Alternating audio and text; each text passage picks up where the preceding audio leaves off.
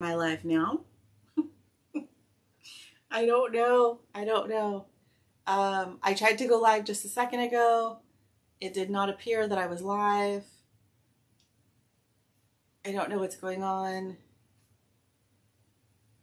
Don't know what's going on. Very, very strange. Okay, it looks like I'm live on YouTube. So there's that. All right. So I'm live on YouTube.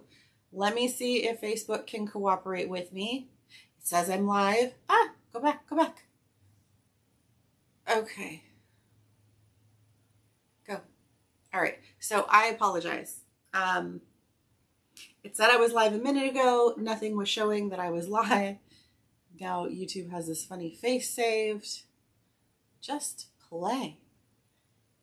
Boop. Play. Don't pause, just play. Yeah. I don't know. My kids are watching TV in the other room, so I'm really wondering if that is going to interfere with my situation. I don't know. But what I was seeing when I wasn't live and I thought I was live was that tonight I want to talk a little bit about unlearning. I'm going to grab the quote that I shared. I didn't share it to my professional business pages. I just shared it to my personal. So this says, let me find it. Unlearning is of the same importance as learning, because to unlearn something is to be conscious of what we have learned and our ability to change it. So today I had an amazing day. I have been rocking the pigtails all day long.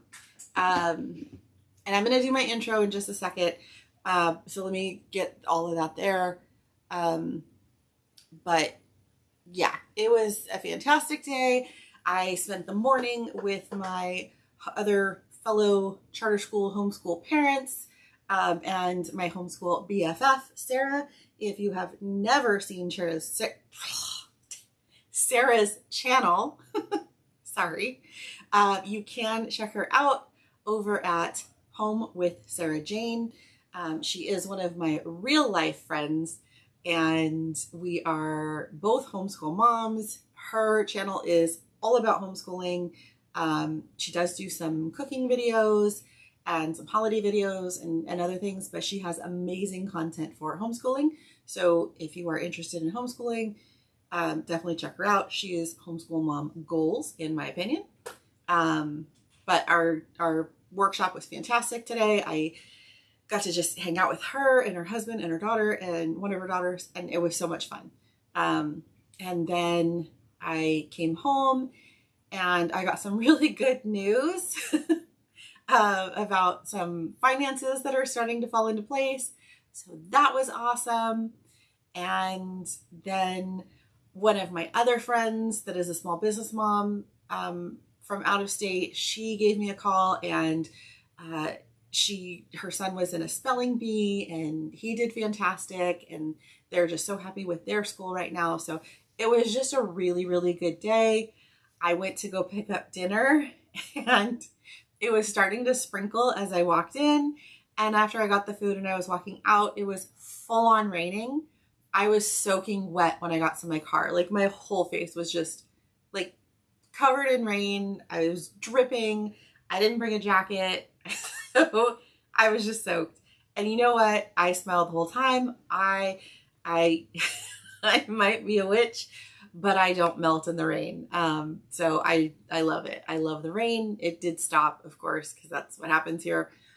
But I love the rain. So just a really fun day. So yeah, so hopefully I have some fun things to say.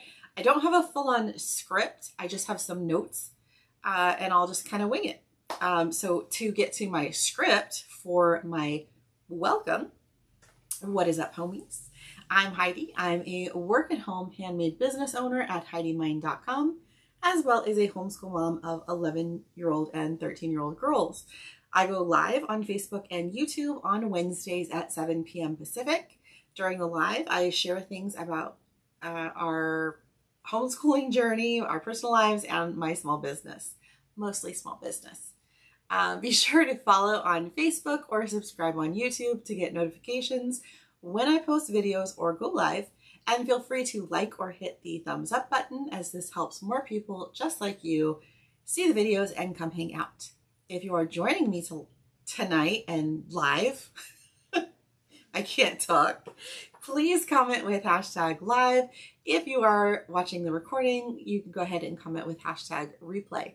This lets me know when people are watching and if I need to change up my times or my days.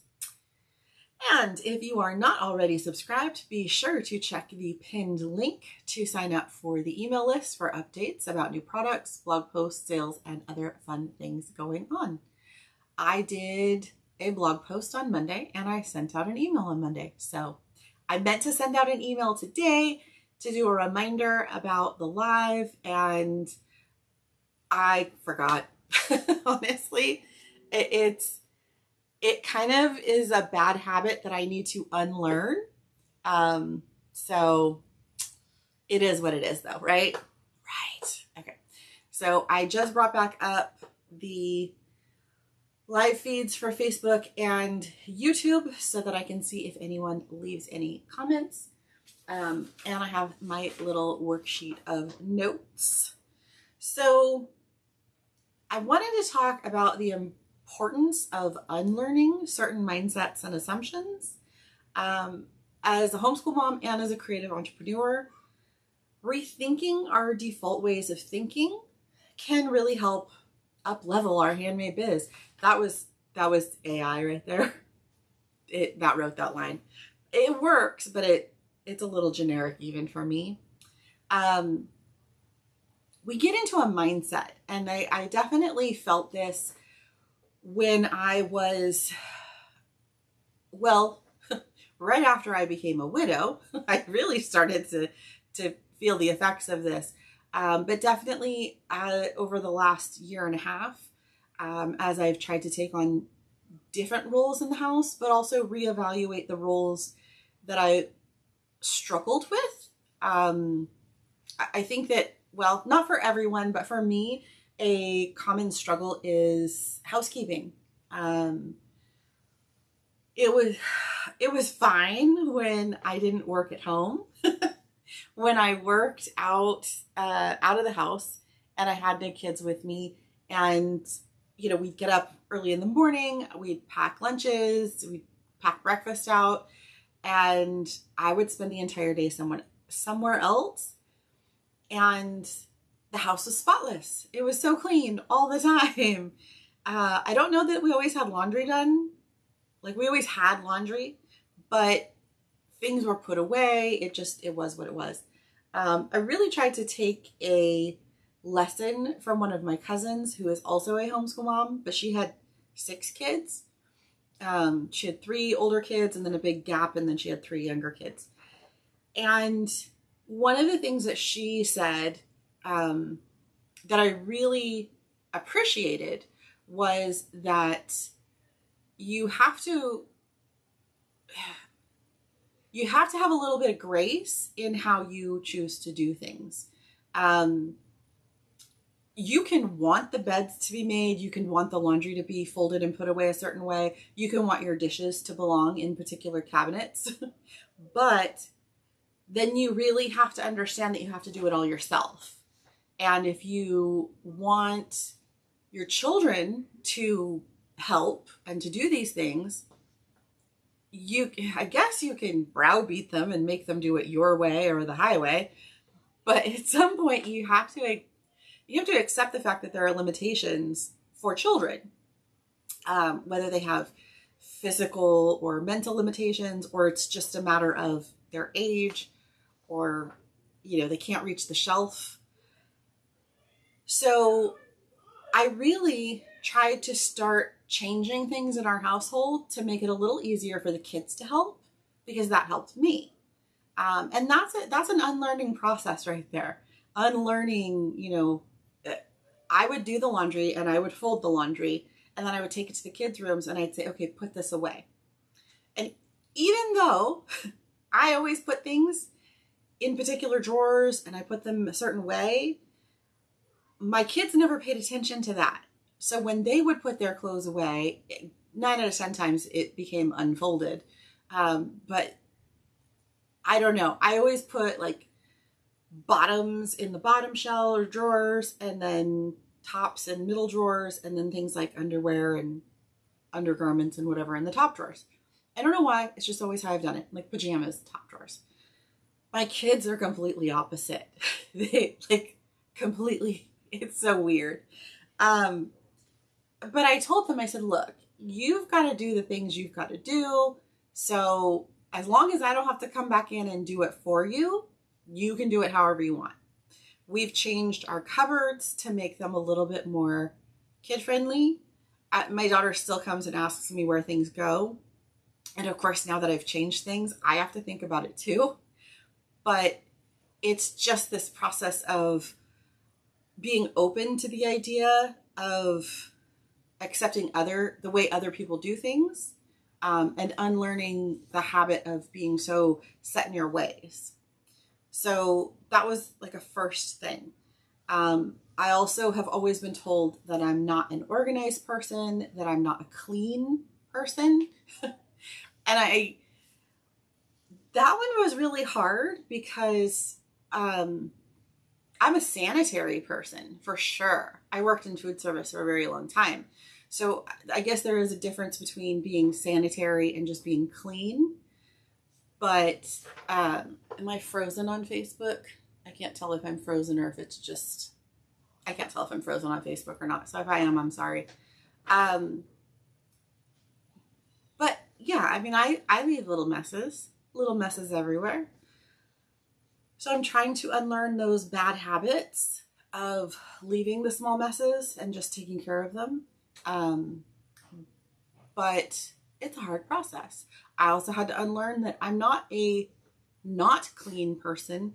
I just organize things different from other people, which is okay. It's my space. So we're getting there. We're getting through that. And even in my sewing room, people have tried to ask me if they could help me. And my mom finally admitted to understanding that you can't just come in and help them with a space like this, because there's a whole vibe in how people do things and how, like, especially how I work. And when I am organized and I have my room clean, it won't look clean to anyone else, but I can find exactly where things are. I put them back right away. And that's the vibe that works for me. That's the flow that works. Some of the things that AI sputtered out for me with regards to handmade business and unlearning, I thought was a little bit ironic. It said to unlearn cookie cutter content. Don't just churn out generic AI generated product listings. Take time to thoughtfully highlight what makes your creations special in your own voice. It's totally true, because recently I was redoing my product listings and I was getting more help from AI, and my views have just tanked hard. So I should have made copies of all the listings. I didn't. Now I get to go back in and rewrite everything. I'm fairly creative. I'm not worried about it. But I find it funny because AI is telling me not to use AI. Irony. It says to unlearn minimal viable product. I don't even get that. It says strive for high quality designs and premier materials from the start. Newbies may call it a luxury, but it helps you stand out. I don't know what that means. Swear I don't. Unlearn minimal viable product. I don't know. I don't know. I guess like what I would relate that to is the whole, like, me personally, I relate it to the whole product on demand, print on demand, not product, print on demand. At the workshop today, in this, I love the teachers. I love the administrators for our charter school. They're amazing. And their job is not to reach out to the parents and say, hey, what can you do for us? So in no way is this like a slam towards the school or the administration. They gave us these lovely tote bags as gifts. And I even told my friend, I'm like, they're bougie. They're awesome. They're not just like cheap tote bags that they had printed. They're really nice canvas bags that have like a magnetic closure at the top. They have a little pocket on the inside. They were really nice. And then they had printed design on the front of them on the outside. It has like our school name, and it has a little quote, and it's really cute. Ironically, the company that printed them left their product sticker on it. So I thought that was great. That's wonderful for products, for a business. You should always do that. You should always include something so that the recipient knows where it came from. But when I tried to look up the business, I couldn't find any information.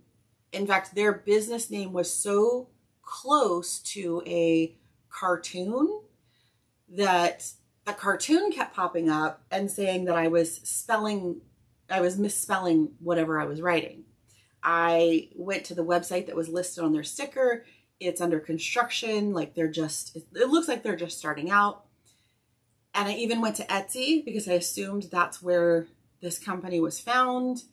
I think I might have figured out who they are, but their Etsy name is different from their sticker name. So that was a whole thing.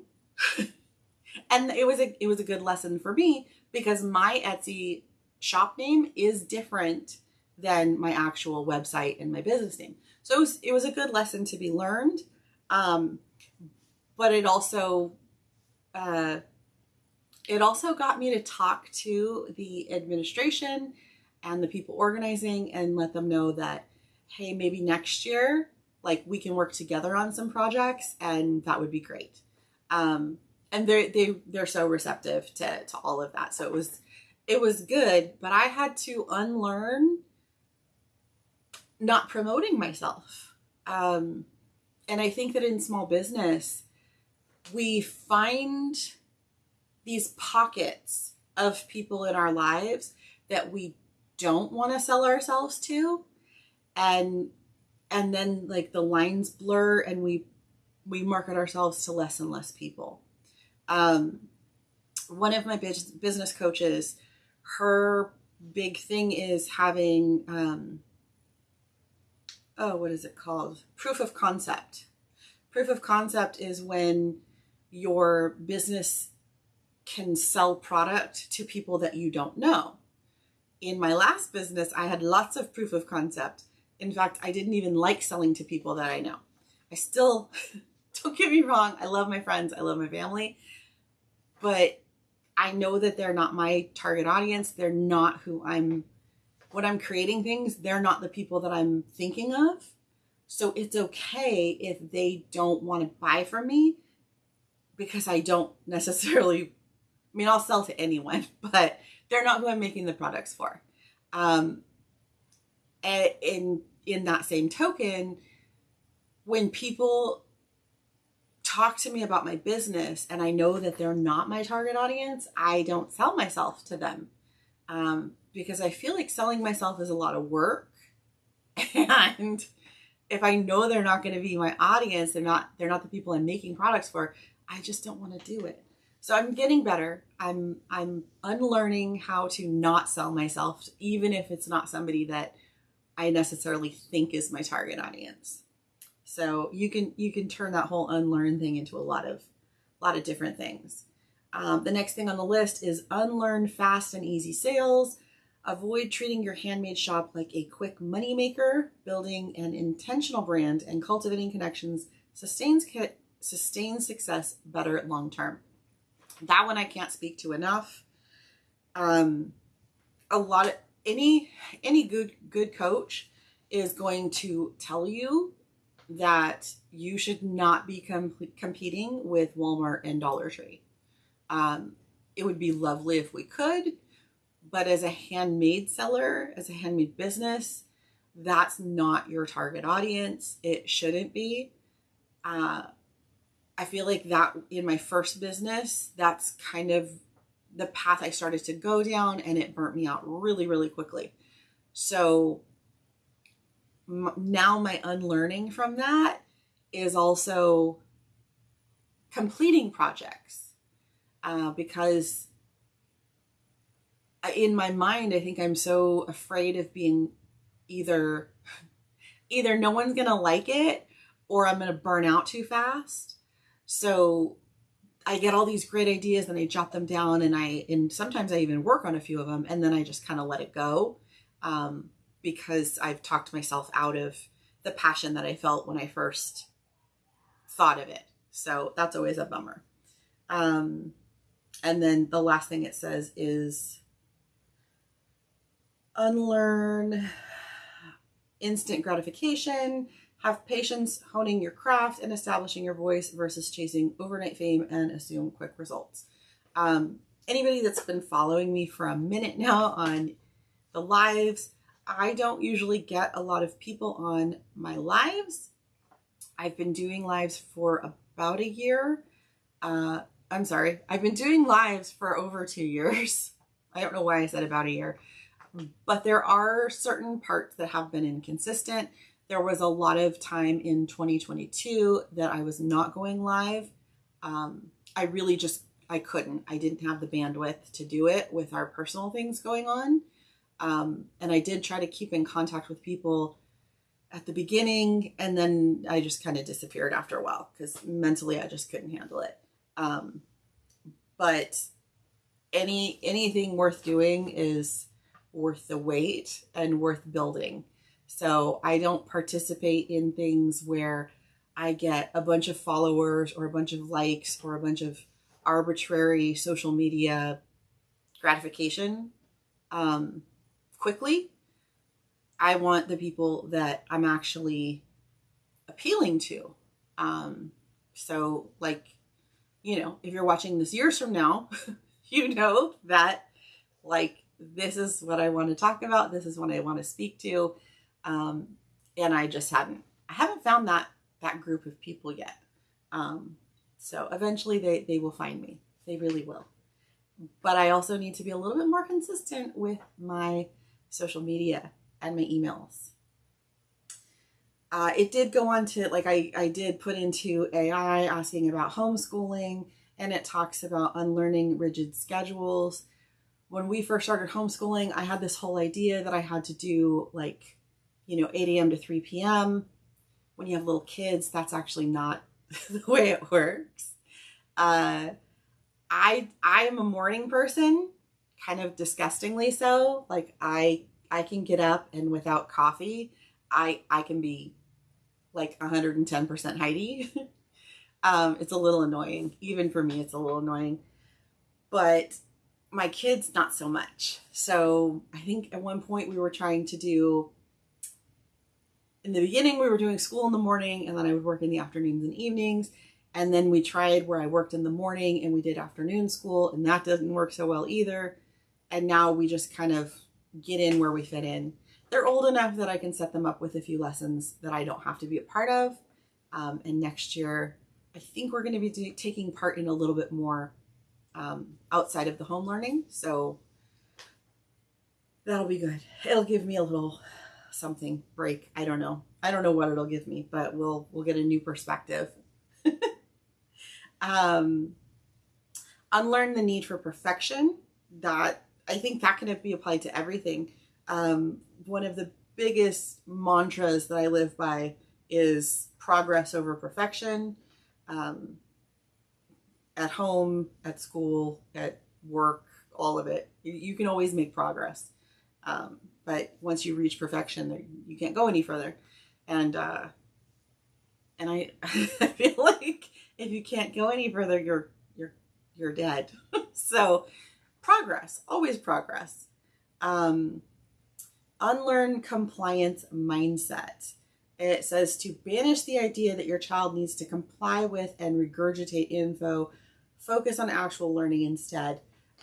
Sarah's daughter, I wish I could remember the quote, but she gave a quote when she spoke to the group of parents today, and it had to do with exactly that, of one of the reasons that we choose to homeschool is so that we're not teaching our children to remember and repeat. We're teaching them to listen to information and be able to create their own responses, their own ideas, come to their own conclusions, and the keys to get there. So the tools, keys, tools, whatever you want to call it. And unlearn limited curriculum. That's a big one. And it says here, expand what learning counts beyond textbooks like travel, museums, crafts, gardening, etc. The world is your classroom. But it goes so much more than that. Sarah's with us. Bella is so hot right now. Oh, girl, 2 snaps. You know, she rocked it. All the kids did amazing. I have known Bella for, how long have I known you guys? 5, 6 years, at least. I got to think about it now. 8th grade, 3rd grade. Yeah, I think 5 or 6 years. And one of the other kids who I think she's a senior this year. And I've known her also for a good 6 years. She was in a theater group with Samantha, my oldest. And it's crazy, but it's also amazing to see how these kids do things. Like, I feel like I put this into our Facebook group for our homeschool.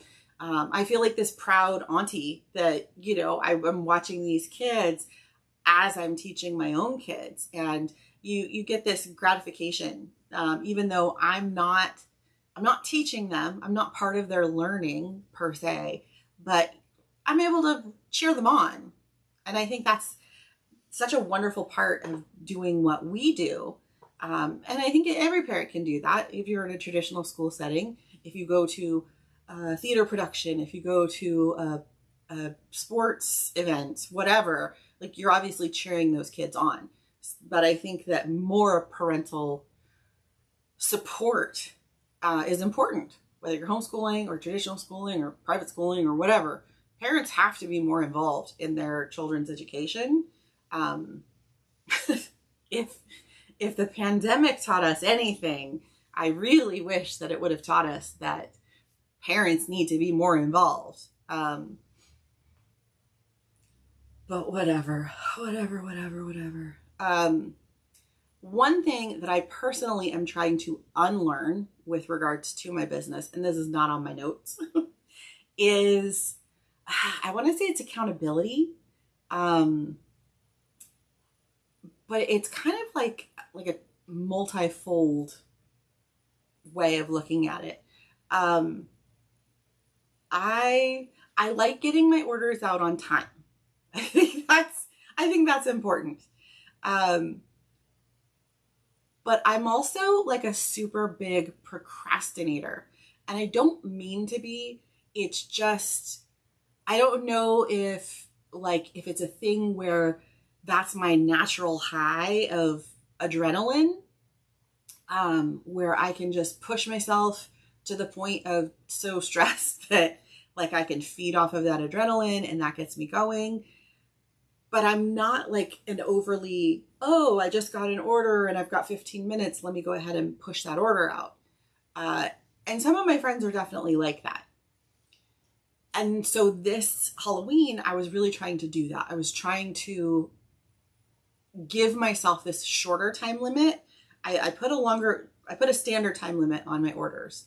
But then personally, I was trying to say, okay, if I said 3 to 5 days on Etsy, I want to get it out within 2 to 3 days, because I felt like, okay, that's where you get the better customer service, when you're really like pushing yourself.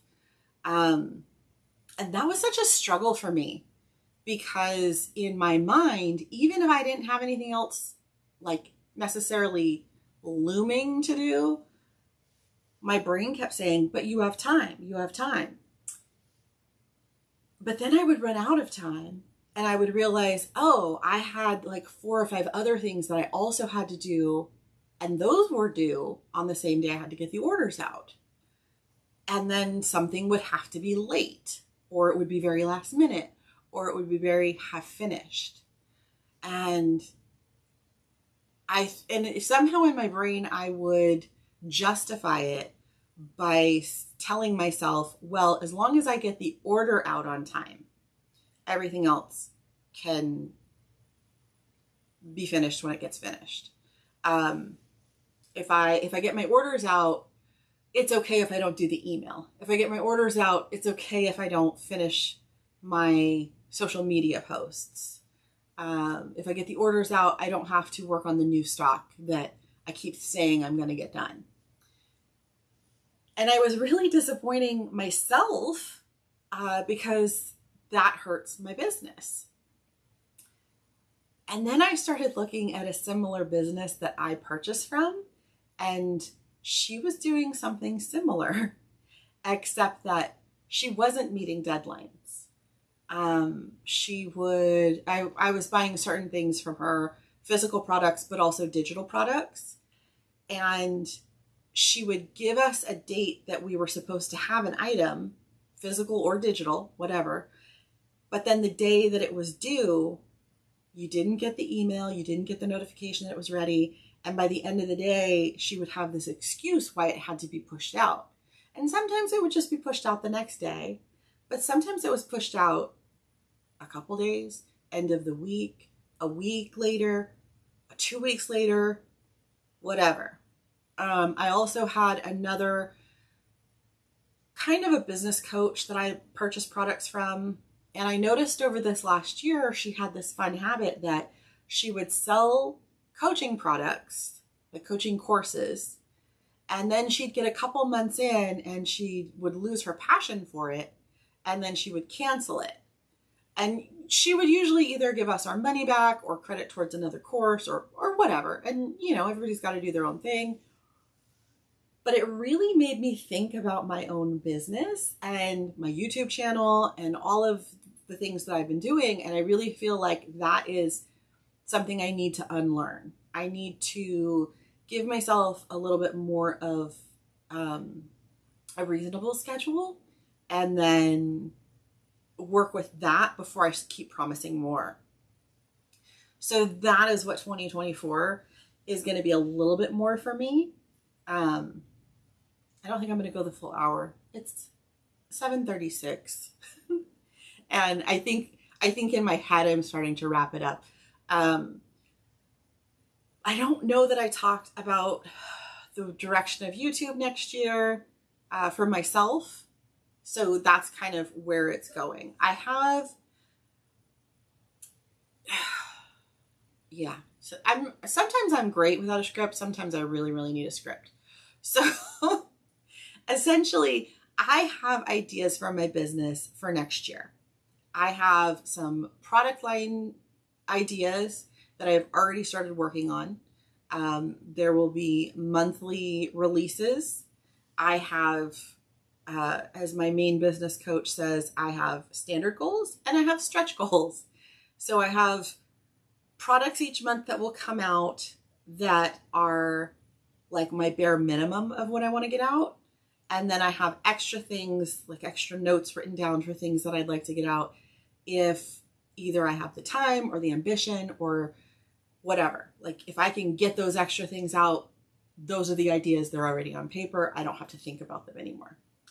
So that's a big thing, to be able to actually have some product line drops of my own products instead of just the t-shirts. For YouTube, I am restructuring a little bit on YouTube. We decided not to continue. What did we stop doing? We canceled KiwiCo this year for the school year. It just wasn't fitting with us very well. We just had a lot of the kits and we weren't really doing them fast enough. So we decided not to invest the money in that. And then this year, finances got a little bit tight and I asked my daughter about Sketchbox. And she said, let's go ahead and wait. She liked getting Sketchbox because she liked trying the new products that were in them. But she also was kind of like, she's not really using them as much. She's not going through them very quickly. So we decided instead of me paying for Sketchbox and waiting for the reimbursement, we were just going to go ahead and hold off on that. Maybe we'll do it after Christmas for 6 months. Maybe we'll wait until next year. Maybe we just won't pick that back up at all. I am continuing the collectible Christmas. I'm really hoping that I get my collectible Christmas stuff done before Christmas this year, but who knows at this point? Who knows? I do have a weekend with no children.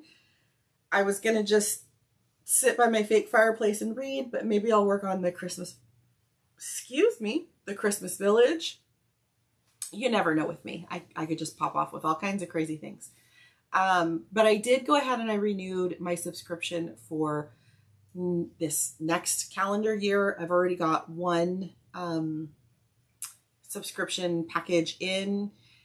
This year, Kimberbell is doing an ornament and a tree skirt. So each month you get a design for an in the hoop ornament, and then you make a panel of the tree skirt in your embroidery hoop. And then at the end of the year, you take all your panels and you sew them all together. So I need to record that, and hopefully if I can get that done, then I can start posting those. But I used to do Thursdays were going to be unboxing days. Now I'm down to 1 to 2 subscriptions. My Bella Box subscription only comes twice a year. So I had to rethink that.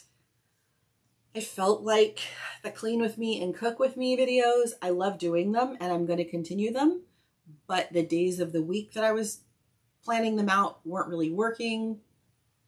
So I'm kind of restructuring a little bit of the YouTube channel. I'm working on some notes right now, but the goal for YouTube is to do pretty close to 1 new video a day for the full calendar year. For this year, Christmas does not fall on a Wednesday. So I may or may not go live on the Wednesday after Christmas. It'll really depend, because I think the Wednesday after Christmas is my daughter's birthday. So I don't know if she's going to want me to go live that day. But definitely one of my notes for Wednesdays was to do 2 out of 4 weeks a month. 2 Wednesdays a month, I will be doing sewing lives. And then I will do the other 2 or 3, however many Wednesdays fall within a month, where I just, do a chit chat. And hopefully I'll be able to come up with some interesting content that keeps people just on the edge of your seat excitement. Or I'll just tell jokes. I don't know. I don't know yet. Sarah knows. Sarah knows after my kids graduate high school and move out, I may just start my stand-up comedian act. Who knows? Who knows? But I definitely have enough projects to work on as far as sewing that I can do lives and do sew with me's.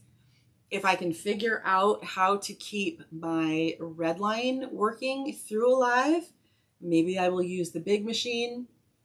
But it does like to stop in the middle of projects and it takes me a minute to get it going. So for a while, I won't be using the red line. But most of the projects I do can be done in my single needle machines. I'm trying to think of what else. I like doing my nails. I did do my nails. I did not record it this last time. I really loved the idea of the self-care Sundays, but I don't know if that's going to keep going. So I am working on it. by the end of the year, I will have it finalized how my videos are going to go. In 2024, I'm really going to aim to do the 365 day, actually it's 366. Next year's a leap year. I'm really goals up here, baby. So yeah, definitely the lives, more recorded content. I forget what they call it. I want to say it's, I don't know, it's something about a circular rotation. I forget. There was a whole thing of like pre-pandemic about doing a video a day for an entire year. And it was supposed to, back then they promoted it because it was supposed to help your YouTube channel because of consistency. I don't know if that's the case anymore. I'm just doing it because I definitely need an accountability challenge for myself. And I still plan to do the cook with me's. I still plan to do the clean with me's. And those are going to be good for my house and my mental health. So yeah. And then I figure once I can see all of the stats from what YouTube kicks back to me, I can see what's working. I can see what's really not working. And then in 2025, I may cut back a little.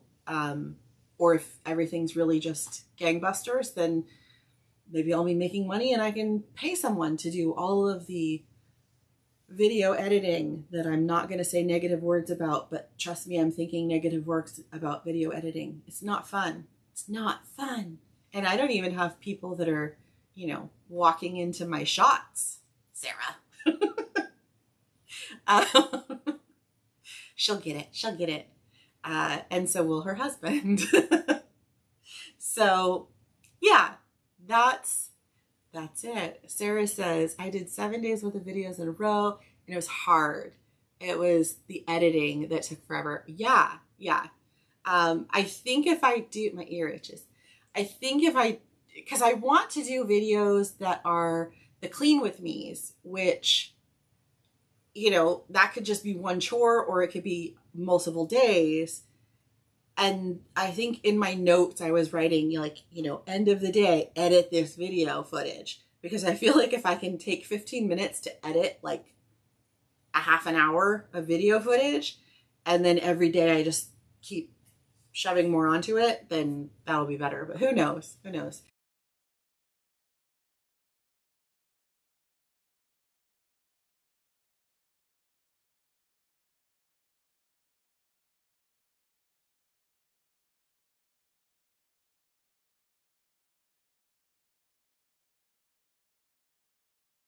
A black screen here. I can't even tell anymore. I can't even tell. Maybe that's a sign. Yeah. Now it's telling me slow internet detected. Stop stream and reduce the output quality. Bleh. Anyways, I probably shouldn't have done that. So yeah, so I think that's my sign to cut out. But we are doing 24 days of Christmas movies. That's super fun. If you are interested in seeing what Christmas movies we are watching, make sure that you follow Heidi Mine. I think it's Heidi.mine on Instagram. I have been posting there, maybe not every day, because on Monday we watched The Santa Claus, and then yesterday we watched The Santa Claus 2, and today we watched The Santa Claus 3. So I just posted yesterday about all 3 videos because I was like, you don't want to see that 3 days in a row. I can't remember what we're supposed to be watching tomorrow, but we're gonna watch Elf on Friday, and then I forgot my mom was gonna take the kids, so I have a list of movies she's gonna have to make them watch on Saturday when they're not with me, because I have it planned out and it has to go a certain way. What can you do? What can you do? And then, yeah. And then I need to do some baking. And if Sarah's still watching, I'm really thinking that on the Sunday that I talked to you about, that we can watch the Nutcracker on TV, because there's the Nutcracker in the 4 Realms. And I'm thinking about making some homemade gingerbread houses, but definitely gingerbread cookies and sugar cookies. And we'll do some cookie decorating and we'll watch some Christmas movies and it'll be so much fun. And I'll have to figure out a hot chocolate bar. Yes. and we'll just set up the cameras and we'll record and then we'll split the footage and then we're both set. But yeah. So I will definitely talk to you about that off camera. But yeah, so that is all the things. So it's good to unlearn. It's definitely good to unlearn. I am so ready to take these pigtails out because, yeah, I talked about it a couple weeks ago. I talked about it a while ago about the whole, like, putting on a persona, and that was my pigtails. I did notice Bella and I had kind of like, we had a flow with the pigtail thing. She had space buns. So, I was supporting her. But yeah, this morning I put the pigtails in before the parent workshop because I knew that I was in, I don't know, I've been in a weird headspace lately. I'm not a big fan of the holidays, and I don't know, if I can get myself to talk about it in 2 weeks, that's what I will talk about in 2 weeks. Because next week I'm going to do a sewing one. Holidays have not been good for me for a long time, possibly not ever, but I don't want to get too deep in that. So I put the pigtails in because they are very much like it's like my lasso of truth. It's my superhero cape. It's my superhero mask. Like, I put in the pigtails and I just feel the vibe. It's the Heidi vibe. It is what it is. I did used to wear pigtails quite often in high school. I wore them a lot if we went to Disneyland. The pigtails are just something that it just makes me feel like I'm performing a little bit, like I'm bringing the energy. But I have been wearing them since like 8 o'clock this morning. It's a long time for my noggin. So I am going to load up a book that is completely inappropriate for homeschooling. And I might make myself some hot chocolate, and I'm going to go, be a hermit for a little while. I'm going to go ahead and switch back to my closing script because I always forget things on my closing script. So I won't see any comments moving forward. But Sarah and the family, I do love you guys. Let me go back to my script. Thank you so much for joining me tonight. If you haven't already, be sure to give this video a like or a thumbs up, follow or subscribe, and comment with #live or #replay. All of these interactions not only help push out the videos to more people that will enjoy them, they help me know what content you are enjoying the most. And then I have to grab my phone because otherwise I say until next time, and then I stand there with my hand in my face. I'm sitting. I sit with my hand in my face until I push all the buttons. So, until next time.